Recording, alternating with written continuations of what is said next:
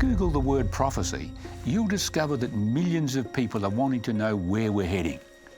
More and more people today, in fact, are consulting the psychics to understand what happens next. But can we really know the future? The ancient Babylonians definitely thought they could. They used various methods to predict the future in order to try to stave off any impending doom. For example, here's a bird omen tablet, which can be found in the British Museum.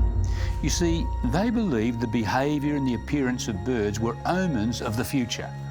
Then, for predicting the future in domestic affairs, the Babylonians applied drops of oil on water, and the patterns of oil were supposed to indicate what would take place in the future. Now, of course, we smile at such attempts to predict the future. But seriously, if you were looking for a source that could predict future events, that source would need to exhibit two things if you were to put your trust in it. Firstly, historical accuracy, meaning it presents facts it mentions accurately. It's not founded on myths, legends and fairy tales. And secondly, a proven track record of fulfilled predictions. In other words, a very high predictive batting average. Well, is there such a source available today? Well, some say this book, the Bible, is such a source. So let's test it. Firstly, let's look at the historical accuracy of this book about the history of Babylon. Now, the Bible accurately records the names of people and events that took place around 600 BC, when ancient Babylon was the Middle East's #1 superpower. For example, this piece of real brick from ancient Babylon has the name of King Nebuchadnezzar on it. And this king and his story is documented in detail in the Bible. Archaeology and ancient history, you see, all agree with the biblical account of how King Nebuchadnezzar rebuilt Babylon and destroyed the city of Jerusalem. The biblical books of Kings and Jeremiah inform us that King Jehoiachin of Judah, which was a part of Israel, and his family were taken captive by the Babylonians and given food rations. Let me read it to you. And as for his, Jehoiachin's, provisions, there was a regular ration given him by the king of Babylon, a portion for each day until the day of his death, all the days of his life. Amazingly, archaeologists digging in Iraq, where ancient Babylon was located, discovered a clay tablet which agrees precisely with what the Bible recorded so long ago. This tablet from the Pergamon Museum in Berlin is known as the ration tablet of King Jehoiachin. And notice what it says. 10 selah of oil to the king of Judah, 2.5 selah to the offspring of Judah's king, 4 selah to 8 men from Judah.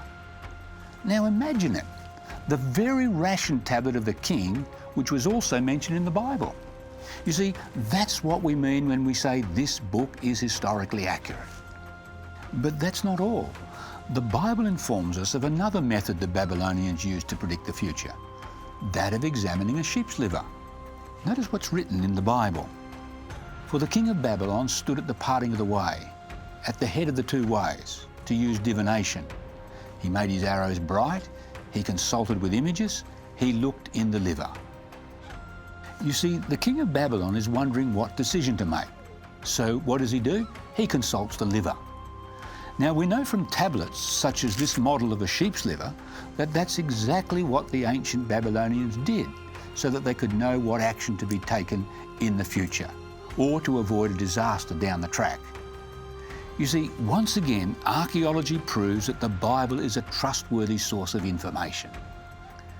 Okay, so the Bible is historically accurate, but does the Bible have a proven track record of fulfilled predictions concerning Babylon? Around 700 BC, Isaiah, one of the biblical prophets, predicted that the Babylonians would carry the king, his family and his goods off to Babylon. Listen to this. Behold, the days come that all that is in thine house, and that which thy fathers have laid up in store until this day, shall be carried off to Babylon. Nothing shall be left, saith the Lord. The Babylonian Chronicle in the British Museum mentions this very event precisely, just as it was predicted in the Bible. And then Jeremiah made these predictions around 600 BC. Notice what he said. And it shall come to pass, when 70 years are accomplished, that I will punish the king of Babylon. For thus saith the Lord, that after 70 years be accomplished at Babylon, I will visit you and perform my good word toward you, in causing you to return to this place. These prophecies were dramatically fulfilled under King Cyrus, whose Medo-Persian armies not only conquered Babylon in 539 BC, but Cyrus allowed the Jewish captives to return home to Jerusalem shortly after. And this is attested by the famous Cyrus cylinder on display in the British Museum today. Finally, the Bible predicted that Great Babylon would become a heap of ruins. Notice what the Bible says. And Babylon shall become heaps, without an inhabitant. And you know, that's exactly what we find when we go to the ancient site of Babylon today. It's a heap of ruins.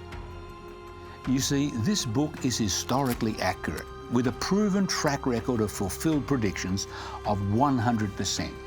And it's therefore the best source for truly knowing the future.